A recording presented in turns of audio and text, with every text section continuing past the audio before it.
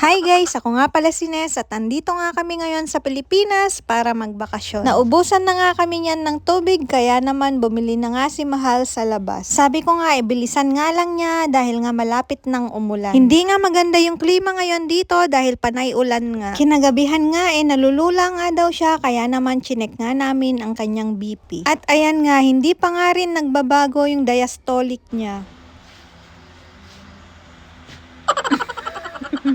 Gabing-gabi na naggaganyan ka pa. Saan ka? Kuha ng apple mo. Alas 12 na nga dyan ng madaling araw at nagutom nga ako. Mabuti na nga lang at may mga binili nga kaming prutas ni Mahal at yun na nga lang yung kinain namin.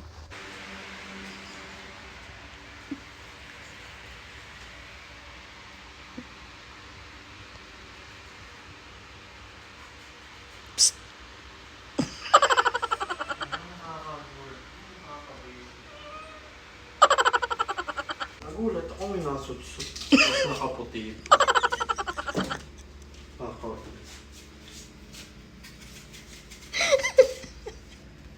Nagpanting yung ulo ko eh.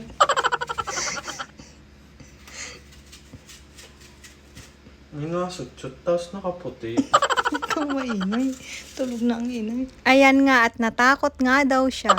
Ngayon ko nga lang nalaman na matatakutin nga tong si Mahal. Kinaumagahan nga nag-check nga ulit siya ng BP. At ganun pa nga rin yung blood pressure niya. Kaya naman sabi nga namin magpa-check up na nga siya. Ayan na naman si electric fan. Saan ka pupunta? Napakonfine. Bakit? Hindi naman kita pinagod Ba't ka magpapakonfine? Hindi ko na nga siya sinamahan magpa-check up dahil kasama nga niya ang inay at mga tiyahin niya. At may mga parcel nga kami na ide-deliver nga ngayong araw. Hello! Ano? Kumusta? Nasitahan ako nila. 900. Pa-check up lang, 900 na agad. Grabe naman yan.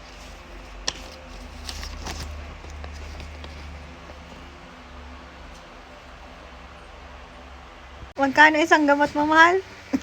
98. Tapos 10 ang binili ko. Tapos 2 times a day. 98, 2 times a day. Alintik 200. Magkano lahat yung 10? 980. Alintik na yan. Oo nga, 980.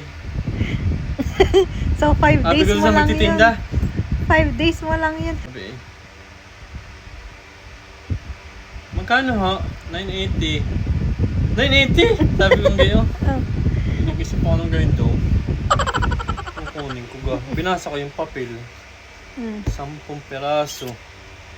10 lang muna. Yun lang siguro pag hindi ka pa babalik ka dun sa So 5 days mo yan. I-monitor mo ba? Yung mga Magaling bawal.